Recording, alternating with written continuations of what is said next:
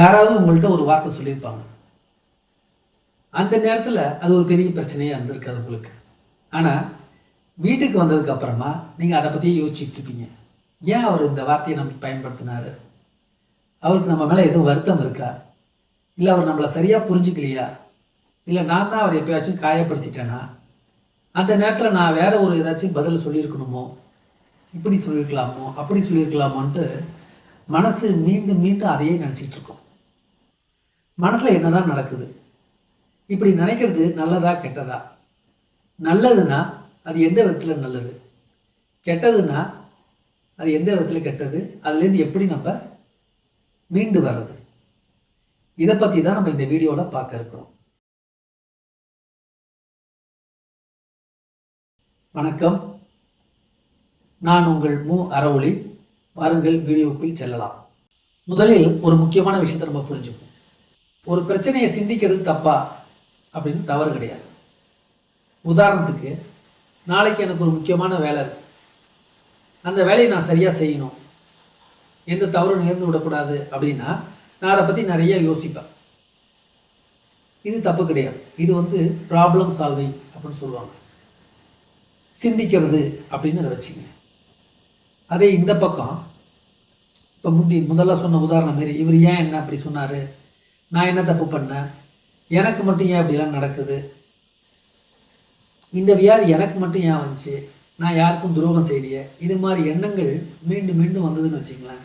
இதை யோசிக்கிறது அப்படின்னு சொல்லுவாங்க. இதில் ஒரு தீர்வே கிடையாது.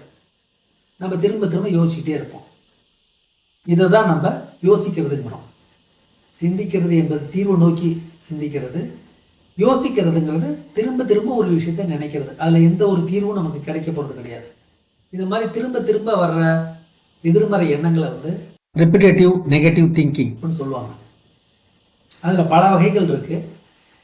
இந்த வீடியோவில் நம்ம குறிப்பாக பார்க்குறது ருமினேஷன், அதாவது தமிழில் புலம்புறதுன்னு சொல்லுவாங்க இல்லையா, அதை பற்றி தான் நம்ம பார்க்க இருக்கிறோம். இந்த எதிர்மறை எண்ணங்களை நம்ம மனசு ஏன் திரும்ப திரும்ப நினைக்கிது? அதுக்கு ஏதாச்சும் ஒரு காரணம் இருக்கணும் இல்லையா? ஏன் நினைக்குது அப்படின்னா, மனசு உணர்வுபூர்வமான விஷயங்களை அவ்வளோ லேசாக விடுறது கிடையாது. அதுக்கு ஒரு விடை கிடைக்காத வரைக்கும் அது அமைதியாகாது. மீண்டும் மீண்டும் கேள்வி கேட்டுகிட்டே இருக்கும். ஏன் இப்படி சொன்னார், ஏன் இது இப்படி நடக்குது, அவங்க என்ன நினச்சிட்டு இருக்காங்க, எனக்கு மட்டும் ஏன் இது நடக்குது, இந்த மாதிரி கேள்விகள் தொலைச்சி எடுத்துக்கிட்டே இருக்கும் நம்ம மனசை. இந்த மாதிரி கேள்விகளுக்கு பதில் கிடையாது. பதில் கிடைக்கிற வரைக்கும் இந்த மனசு கேட்டுகிட்டே இருக்கும். அப்போ என்ன ஆகும்? தொடர்ந்து கேட்டுகிட்டே இருக்கும். அப்போ நம்ம மனசில் என்ன நடக்குதுன்னா, நம்ம ஒரு பிரச்சனையை பற்றி நினைக்கிறோம், மீண்டும் நினைக்கிறோம், மீண்டும் அதையே நினைக்கிறோம். இப்படி ஒரு சுழற்சிக்குள்ளே நம்ம சிக்கிக்கிறோம். சரி, இதை மாதிரி நினைக்கிறது தப்பு அப்படின்னா இதேந்து எப்படி நம்ம வெளில வர்றது அப்படின்னு நீங்கள் நினைக்கலாம்.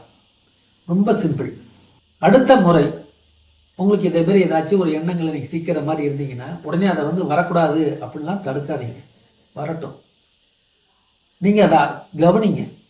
நான் ஒரு விஷயத்தை திரும்பி திரும்பி யோசிச்சுட்டு இருக்கேன் அப்படிங்கிறத மட்டும் நீங்கள் கவனித்தா போதும். அந்த நேரத்தில் உங்களை நோக்கி நீங்கள் ஒரு கேள்வி கேட்கணும். நான் இப்போது இந்த பிரச்சனையை தீர்க்க முயற்சி செய்கிறேனா, அல்லது இந்த பிரச்சனையை மீண்டும் மீண்டும் நினைத்து கொண்டிருக்கிறேனா?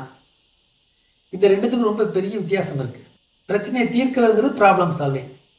இல்லை, நான் அந்த பிரச்சனைக்குள்ளே வாழ்ந்துக்கிட்டு இருக்கேன், ஒன்றும் தீர்க்கறதுக்காக முயற்சி செய்யலை, வாழ்ந்துக்கிட்டு இருக்கேன், அனுபவித்துக்கிட்டு இருக்கேன் அப்படின்னா அதுக்கு பேர் தான் இந்த ருமினேஷன், புலம்பல் அப்படிங்கிறது.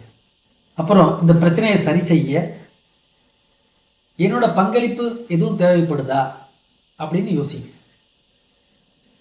அது எந்த அளவுங்கிறத பற்றிலாம் கவலை கிடையாது. ஒரு சிறு துளி பங்களிப்பு இருந்தால் கூட, முயற்சி இருந்தால் கூட இந்த பிரச்சனையோட திசையை நம்ம மாற்ற முடியும் அப்படின்னா கண்டிப்பாக நீங்கள் அந்த செயலை செய்யுங்க. இல்லை, இதில் எந்த பங்களிப்பும் என்னோட ரோல் எதுவுமே இல்லை, இது என்னோட கண்ட்ரோல்லே இல்லை அப்படிங்கிற பட்சத்தில் அந்த பிரச்சனையை பற்றி நீங்கள் பெருசாக அலட்டிக்காதீங்க. உங்கள் மனசை வேற ஒரு நல்ல வேலையில், நல்ல ஒரு விஷயத்தில் கவனம் செலுத்துங்க.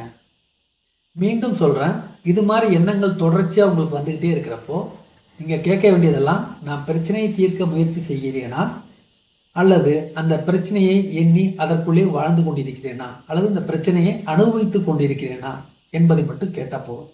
சுருக்கமாக, நான் சிந்திக்கிறேனா அல்லது யோசிக்கிறேனா அப்படிங்கிறத மட்டும் நீங்கள் புரிஞ்சுக்கிட்டா போதும். சிந்திப்பது எப்போதும் நம்மை முன்னோக்கி அழைத்து செல்லும். யோசிப்பது எப்போதும் நம்மை பின்னோக்கி இழுத்து செல்லும். எனவே நாம் எப்போதும் சிந்திப்போம். இந்த வீடியோ உங்களுக்கு பிடிச்சிருக்குன்னு நினைக்கிறேன். மீண்டும் அடுத்த வீடியோவில் ஒரு உளவியல் கருத்தோடு நாம் சந்திப்போம். நன்றி, வணக்கம். இந்த வீடியோ பற்றிய கருத்துக்களை கமெண்ட் பண்ணுங்கள். சேனலை மறக்காமல் சப்ஸ்கிரைப் பண்ணுங்கள்.